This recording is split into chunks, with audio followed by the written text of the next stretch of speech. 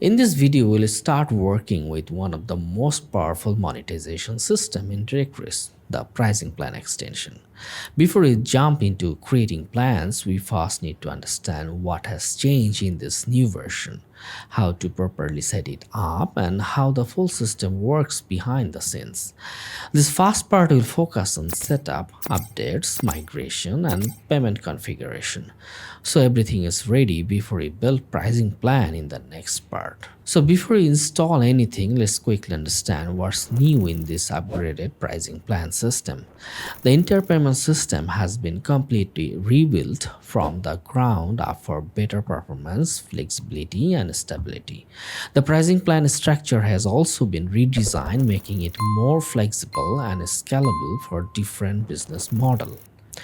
Now, expiration dates are calculated based on the plan purchase date rather than the listing creation date, making subscription tracking much more accurate.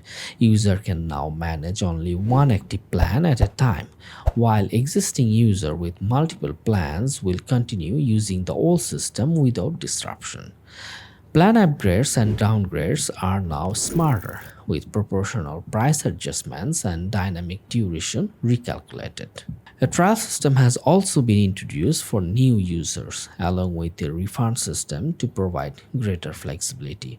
Finally, a fallback plan system has been added to automatically handle expired or failed subscription. Before activating the pricing plan extension, make sure your system is fully updated. First, update the Directorist plugin to the latest version. Then check all related extensions directly connected to the pricing plan system. This includes payment gateways such as PayPal, Stripe, and 𝘬𝘂𝑝𝗿, as well as any other extensions shown in your Directorist dashboard update or installation panel. Make sure everything is installed and updated properly, because the pricing plan system depends on those integrations to work correctly. Once everything is updated, go ahead and install and activate the pricing plan extension. After activation, the system will automatically detect that a new pricing architecture is being used. At this point, the migration process will begin, which is required to properly upgrade existing data or initialize the system for new user. Now let's go through the migration process. There are two possible scenarios here. Method 1, the existing user. If your website already has pricing plans, orders, user packages, demo data, or even imported listing using the Directorist Listing Importer extension, then you will see a message, Directorist pricing plan. All pricing plan data need to be migrated to the new format. All you need to do here is click the Migrate Now button. Directorist will automatically handle the migration process for you, and it will display the message Directorist pricing plan migration completed successfully after the migration is successful. And that's how you complete the full migration process for the new pricing plan extension.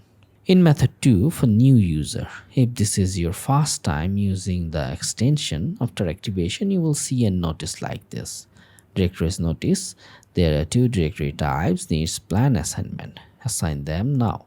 This simply means you currently have two directory types on this website, and before moving forward, you need to assign a pricing plan to each one. It cannot be left empty. Now click Assign Plans. A pop-up window will appear allowing you to assign each directory to a pricing plan. For this example, I will assign them to the basic plan, set the order status to paid, and then click Assign. And that's it, your migration process is complete.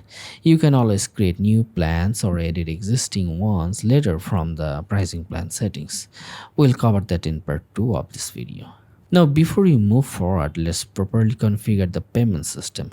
Directorist support multiple payment gateways, including PayPal, Stripe, 𝘬𝘂𝑝𝗿, and bank transfer, all fully integrated with pricing plan system. Before setting up any payment method, make sure your monetization is enabled and your preferred currency is correctly configured. To do this, go to Directorist, then Settings, then Monetization, then General Settings. First, enable monetization so your website can accept payment from users and generate revenue through listing submissions. Now let's configure each payment gateway one by one. To activate PayPal, open the PayPal settings section. Here enter your live client ID and live secret key. After entering the credential, click Save Changes. Once saved, click Register Live Webhook to enable your PayPal account to securely send payment and subscription events to your website. And that's it. Your PayPal payment system is now active. Next, let's configure Stripe. Enter your live publication key and live secret key. Then click Save Changes. Once the settings are saved, click Register Live Webhook to allow Stripe to send payment-related events to your site. Your Stripe payment gateway is now successfully configured. Now let's move to Authorize.net. To activate it, enter your API login ID, transaction key, and signature key. Then click Save Changes. After saving, click Register Live Webhook to register your website for receiving live transaction and subscription events from Authorize.net.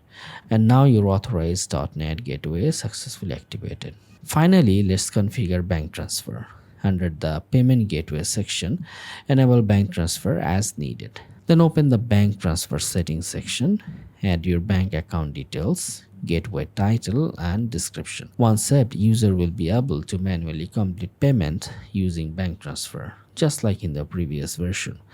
And that's how you configure all supported payment methods for the pricing plan system. Once those gateways are properly configured, all pricing plan purchase, subscription, and payment workflows will run through them automatically. In this part, we set up everything needed for the pricing plan system, including updates, installation, migration, and payment configuration. Now that the foundation is ready, in the next part, we'll move into the hands-on implementation where we'll create pricing plans, configure features, and build the full user workflow step by step.